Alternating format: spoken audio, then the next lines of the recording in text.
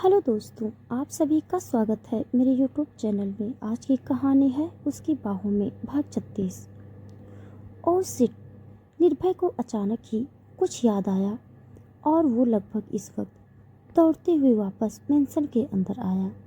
जहां इस वक्त डाइनिंग टेबल पर आरोही बैठी हुई थी और उसके सामने ही निर्भय का लैपटॉप रखा हुआ था, जो इस वक्त ऑन था, जिसे देखकर निर्भय की सांसें फूल गई। अगर आरोही ने तान्या का भेजा कोई मैसेज देख लिया या फिर और ही कुछ देख लिया तो ओ गॉड। निर्भय तुरंत लंबे लंबे डग भरता हुआ आरोही की तरफ आया तो आरोही की तरफ देखकर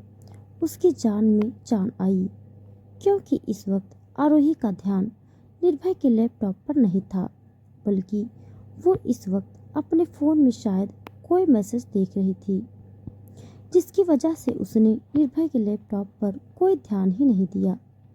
जिसे देखकर निर्भय ने तुरंत अपना लैपटॉप बंद कर दिया और आरोही की तरफ देखकर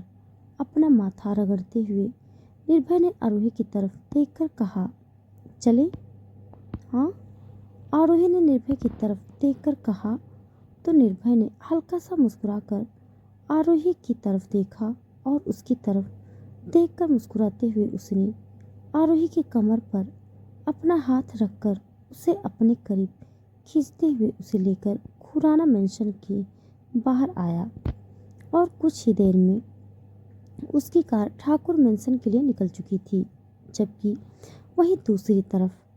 अभय, जो इस वक्त अपने ऑफिस के लिए तैयार हो चुका था, वो इस वक्त किसी से फ़ोन पर काफ़ी सीरियस बात कर रहा था। शायद उनके इलीगल काम में कुछ प्रॉब्लम आ गई थी, जिसकी वजह से अभय इस वक्त उस टॉपिक पर बात करते हुए काफ़ी सीरियस नज़र आ रहा था। जबकि इधर आर्या, जो कब से अभय के नीचे हॉल में इंतज़ार कर रही थी, जब काफ़ी देर तक उसे अभय इस वक्त नीचे आता हुआ दिखाई नहीं दिया, तो उसने अभय की तरफ झुंझलाते हुए अपने कमरे की तरफ देखा और उसे देखते हुए वो इस वक्त खुद ही अपने कमरे की तरफ बढ़ गई, जहां अपने कमरे की तरफ आते आते अचानक ही आर्या को बगल वाले रूम से कुछ आवाज़ें सुनाई दी,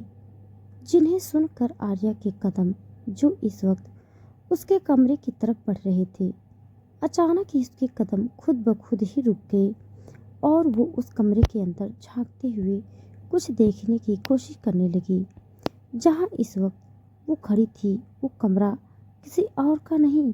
बल्कि करण का था। जहां अंदर ही आर्या को करण इस वक्त काफ़ी हड़बड़ाहट में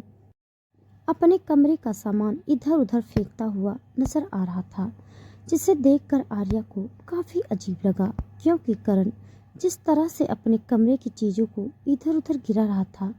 उससे तो आर्या को इस वक्त यही अंदाज़ा हो रहा था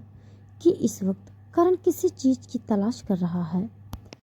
जो शायद उसे मिल नहीं रहा था, जिसकी वजह से करण काफ़ी डिस्परेट लग रहा था। जिसे देखकर आर्या ने कुछ पल तो करण की तरफ देखा और जैसे ही अंदर जाने को हुई, तभी अचानक ही उसके कदम रुक गए और उसकी आंखें हैरानी से बड़ी हो गई और उसके हाथों और पैरों ने कांपना शुरू कर दिया, क्योंकि उसके सामने ही करण इस वक्त टेबल पर किसी सफ़ेद पाउडर जैसी चीज़ को काफ़ी हड़बड़ी में फैलाते हुए उसे अपनी नाक से सूंघ रहा था। और शायद उस चीज़ को सूंघने के बाद करण का वो हड़बड़ाना और पागलों की तरह बिहेव करना बंद भी हो गया था, जिसे देखकर आर्या के चेहरे पर पसीने की बूंदें झिलमिला गई थी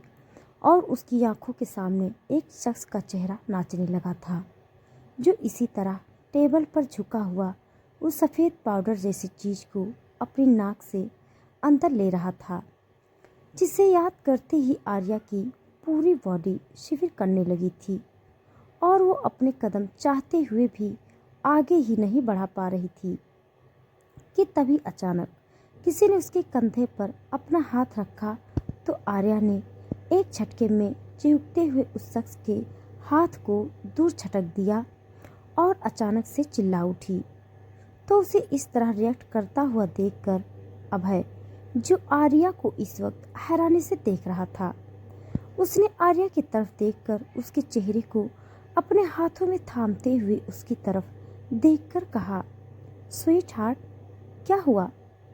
तुम ऐसे इस तरह क्यों रिएक्ट कर रही हो? और ये इतना पसीना क्यों आ रहा है तुम्हारे चेहरे पर? अभय ने आर्या की तरफ देखकर कहा। तो अभय को इस वक्त वहां मौजूद देखकर आर्या के चेहरे की वो पसीने की बूंदें और ज्यादा गहरी हो गई और उसने अभय की तरफ देखकर अपने कांपते हुए हाथों से अपने चेहरे का पसीना साफ करते हुए अभय की तरफ हल्का सा मुस्कुराते हुए देखा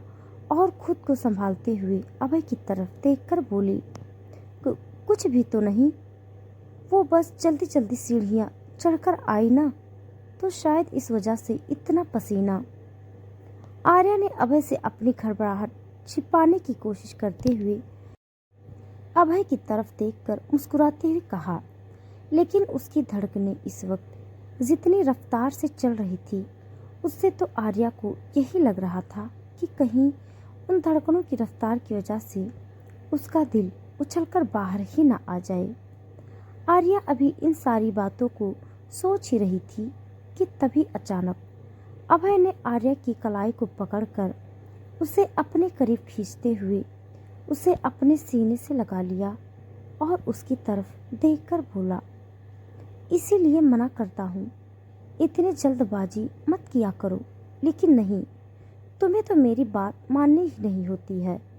दिन भर सिर्फ ये उछल कूद, पता है अभी वीकनेस है, लेकिन तब भी। अभय ने आर्या का सर अपने सीने से लगाए हुए उसे डांटते हुए कहा, जिसे सुनकर आर्या ने अभय की तरफ देखा। वो इस वक्त अभय को जिन नज़रों से देख रही थी, उसे देखकर अभय ने आर्या की तरफ देखा